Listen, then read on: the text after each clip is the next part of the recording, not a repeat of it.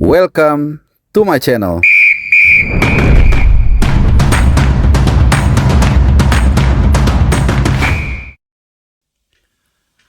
Kurang lebih 24 jam sudah berlalu sejak pengenalan secara resmi Patrick Kluivert ya, yang didapuk sebagai nahkoda anyar tim nasional Indonesia menggantikan Sintayong yang sudah mengabdi selama 5 tahun.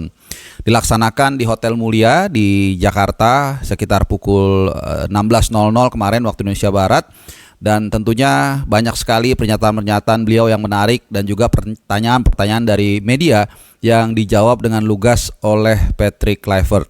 Nah, karena ini agak sedikit terlambat gue mengangkatnya karena kemarin ada beberapa kegiatan dan juga banyak sekali tentunya podcast-podcast ataupun konten-konten televisi, media mainstream maupun non-mainstream yang sudah mengangkat ini, sehingga gue coba mengintip ya 3, 4, 5 konten tersebut yang sudah mengangkat supaya tidak jadi repetitif. Jadi kalau kalian nonton, mudah-mudahan sekarang lebih segar dan mendapatkan point of view yang berbeda. Nah, secara umum gue mau menggambarkan dulu, ini adalah tipikal dari orang barat lah, atau orang bule atau orang Eropa yang ketika lingual atau komunikasinya bagus. Jadi ketika ditanya itu dia langsung straightforward, jawab apa adanya. Kalau nggak bisa, kalau bisa jawabnya 1, 2, 3 jelas ya. Jadi nggak muter-muter, sehingga ini pun memudahkan kita nanti secara gentleman, secara fair untuk memberikan penilaian bagi kinerja Patrick Kluivert yang nanti sudah langsung ditunggu oleh Australia tanggal 20 Maret di Sydney, dan kemudian 5 hari kemudian akan menjamu Bahrain di Gelora Bung Karno. Dan pada umumnya seperti karakter orang Eropa atau orang Belanda khususnya ya, mereka rata-rata jago dalam linguistik, jago dalam bahasa. Ya, rata-rata mereka bisa 3 bahkan sampai 4 bahasa. Ya, tentunya bahasa ibu mereka sendiri bahasa Indonesia, kemudian bahasa Inggris ini sangat sederhana ya, bahasa asing yang mungkin paling banyak digunakan di Belanda. Kemudian juga ketiga, sebagian dari mereka bisa bahasa Jerman, dan bahkan beberapa area yang dekat di sisi kiri itu mereka bisa bahasa Prancis dikit-dikit lah gitu. Dan belum lagi kalau mereka masih kental darah Indonesianya, quote by quote, biasanya mereka masih bisa bahasa Indonesia sedikit-sedikit. Ya, contohnya Denny Lanzat ini kan pemain Indonesia keturunan Maluku yang masih bisa bahasa Indonesia sedikit-sedikit. Nah, oke.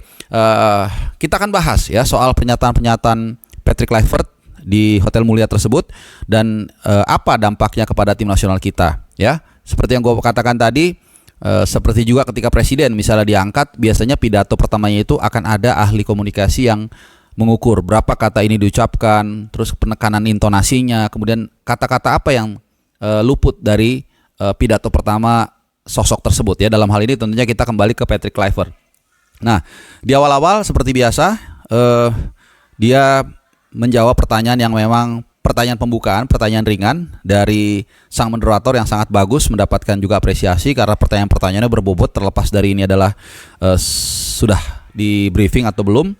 Jadi soal keriuhan atau atensi dari fans Indonesia atau dari animo tim nasional Indonesia, karena kita tahu kemarin beliau sampai di gate 1 di Terminal Internasional Soekarno-Hatta itu langsung disambut mungkin ratusan media.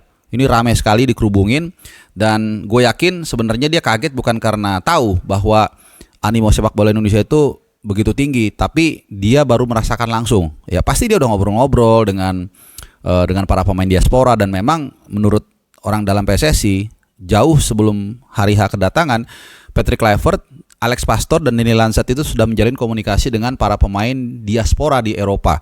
Ya, apalagi bahasa mereka sama, lokasi mereka sama, bukan tidak mungkin satu dari mereka bertemu langsung. Tapi yang jelas informasi yang A1 adalah mereka sudah menjalin komunikasi minimal lewat WhatsApp. Ya, jadi mereka sudah tahu lah paling enggak gambaran umum soal sepak bola kita. Ya, ini maka juga ada di tengah-tengah, gue langsung jam aja pertanyaan soal tekanan publik atau tekanan fans. Ya, karena kalau animonya tinggi berarti tekanannya tinggi juga, dan dia menjawab bahwa dia tidak masalah, bahkan menantang dalam tanda kutip ya untuk menyambut tantangan tersebut dengan hasil di atas lapangan, dan dia juga di saat yang sama meminta fans untuk berada di belakang dia ya, tanpa diminta pun kita pasti akan mendukung tim nasional Indonesia ya. Oke. Kemudian dia juga bertanya soal disparitas pemain lokal dan pemain diaspora, dan jawabannya memang ini pasti harus seperti itu. Dia mengatakan jangan memisahkan antara pemain lokal dan diaspora. Keduanya memiliki peran tersendiri. Ya bahkan dia juga satu momen menjawab, tapi ini sebenarnya kontradiktif ya. Dia menjawab local players are the hearts of the team. Jadi pemain lokal ini adalah jantung dari tim. Meskipun sebenarnya ini agak bombastis ya. Dalam arti begini, kalau kita konsisten ya dengan logika bahwa didatangkan ya Patrick Kluivert ke sini untuk katakanlah menjadi sandaran atau jembatan bagi pemain diaspora yang selama ini dianggap left out di bawah Sintayong, maka berarti kan ini gugur ya, bahwa ini untuk mengakomodir pemain lokal gitu. Karena toh juga yang menjadi backbone tim nasional kita adalah pemain diaspora. It's okay sebenarnya. Tapi jawaban ini juga diapungkan sebenarnya juga memang untuk menghargai juga, untuk memang seperti itulah dia seharusnya mengatakan, nggak mungkin dia mengatakan sebaliknya.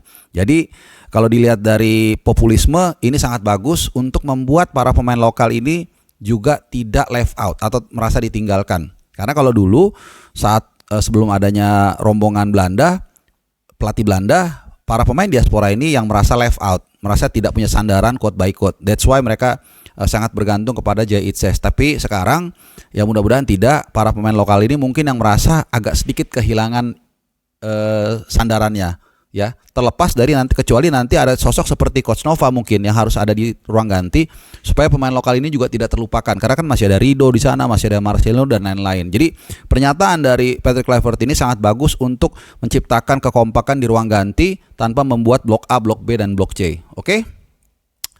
Kemudian soal strategi total football ya, gua artikan secara gamblang aja. Jadi dia memang menekankan suka dengan penguasaan bola sejak dini bahkan. Kemudian dia juga suka dengan formasi menyerang. Itu standar lah, semua orang tahu ya soal itu. Cuman dia bilang juga dia tidak menyampingkan soal keadaan. Artinya tergantung lawan juga. Misalnya nanti lawan Australia, apakah mungkin ya kita akan bermain total football? I don't think so. Mungkin nanti saat kita menghadapi Bahrain, ketika kita main di hadapan pendukung kita sendiri dengan semangat yang lebih, mungkin permainan yang lebih menyerang itu bisa diterapkan. Karena jangan lupa teman-teman, era total football yang total seperti eranya Ridus Michel, kemudian juga Catenaccio-nya BP Bergomi dan lain-lain itu, atau Tiki Taka Barcelona bahkan, itu selalu sudah hilang lah, sudah selesai gitu. Tapi sekarang kalau kita lihat apa yang paling jamak kita lihat sekarang ya gegen pressing, kemudian high pressing defense dan juga build up serangan dari kiper. Nah ini yang gue rasa warna sepak bola yang terlalu clear seperti dulu itu udah nggak ada lagi. Tapi ada adaptasi di sana. That's why di sini Patrick Kluivert mengatakan menyesuaikan juga pemain dan kebutuhan tim. Gitu. Ini benar pernyataannya. Gitu. Jadi bukan ujuk-ujuk dia pasti pakai 4 back lah, berapa back segala macam, kan tergantung juga. Seperti Koki. Ini Koki biasa masak spaghetti, kemudian dikasih tepung terigu sama dikasih misalnya apa ya, mungkin bahan baku yang lokal gitu ya, kol gitu ya, kan nggak bisa dia masak seperti spaghetti, dia harus menyesuaikan juga. Jadi ini menurut gua pernyataan yang baik untuk melihat juga fleksibilitas di lapangan. Oke, kita lanjut. Soal supporter udah tadi, kemudian soal pertemuan dengan para pemain diaspora juga sudah. Nah kemarin sebagai informasi juga, memang ini sesuai yang dijadwalkan setelah dia melakukan konferensi pers lah ya, atau pengenalan, malamnya langsung melakukan jamuan makan malam dengan kalau nggak salah 5 pemain Indonesia yang merumput di Liga 1. Yang gue tahu itu Egy, kemudian Muhammad Ferrari, kemudian Rizky Ridho, kemudian Marcelino Ferdinand, satu lagi kalau nggak salah Witan ya, kurang lebih seperti itu. Ada 5 lah gitu ya. Kemudian soal, nah ini dia, ada 3 hal lagi yang masih akan gue bahas. Soal dia bilang pemain lokal yang dia ketahui atau dia favorit dia begitu ya. Sebenarnya kalau ini nggak perlu disebut ya, takutnya akan menimbulkan kecemburuan. Oh berarti dia favoritnya si Marcelino nih. Gua nggak atau apa gitu. Kalau gue jujur, sebenarnya di tim itu yang bagus juga ada Rizky Ridho. Bahkan Rizky Ridho ini boleh dibilang ya setara lah paling nggak sama Marcelino. Harusnya dia jawab aja beberapa pemain sekaligus. Bahkan kalau dia cerdik, sebenarnya dia jawab aja pemain nasional yang katakanlah selama ini memang memiliki posisi inti. Karena itu kan wajib ya, atau bukan wajib ya, tapi wajar untuk dikenali atau dijadikan sebagai favorit. Tapi sebenarnya kalau bisa dia nggak usah jawab sih, kalau menurut gua ya itu. Kemudian Nah, ini menarik. Jadi dia tanya soal apakah ada calon pemain naturalisasi yang sudah kontak dengan dia. Nah, kemudian dia nengok ke Pak Ketum, ya, mungkin kayak boleh nggak nih gue jawab gitu ya. Dan Pak Ketum, gue sih nggak ngeliat ya, tapi kayaknya karena gue nggak ada di situ, beliau memberikan kode kayaknya boleh. Soalnya kenapa? Patrick Kluivert dia jawab Jairo, dan gue udah nebak dia pasti jawab Jairo. Kenapa? Karena kalau kalian yang ngikutin channel gue selalu mengatakan Patrick Kluivert ini, berkaca dari 2014 saat dia menjadi asistennya Van Gaal, dia selalu punya seorang tukang tajak yang menjadi andalan. Bukan hanya seorang DM, benar-benar orang yang mau mati di lapangan menjaga lini tengah.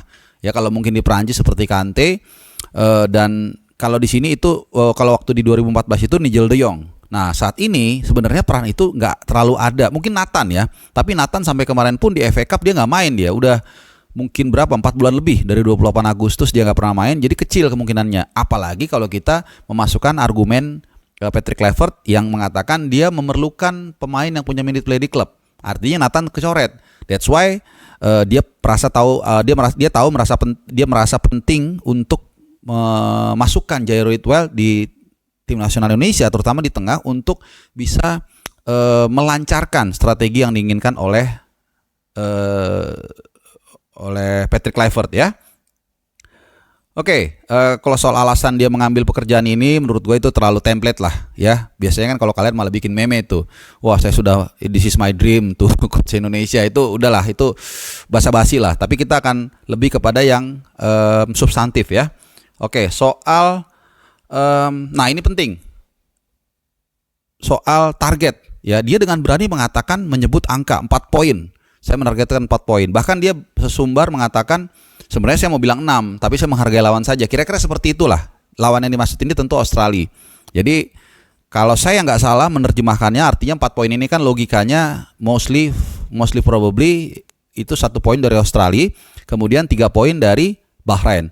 Last but not least, kita bicara soal fans. Di kesempatan tersebut Patrick Kluivert juga menjawab soal fans. Ya, dia kemudian mengatakan ya itu tadi, dengan memberikan hasil di atas lapangan, dan dia bilang setelah itu ya mungkin fans bisa menyukai saya atau tidak, saya nggak tahu. Ini sebuah jawaban yang bagus, presentasi yang bagus, tapi tentunya semua prestasi akan kita lihat di lapangan dalam beberapa waktu ke depan. Nah teman-teman semua, terima kasih. Itu tadi ulasan gua soal konferensi pers dari Patrick Kluivert sebagai pelatih baru Indonesia, dan kita akan tunggu juga kedatangan Alex Pastor yang saat ini belum jelas rimbanya. Terima kasih teman-teman sudah menyimak, dan sampai nanti. Bye-bye.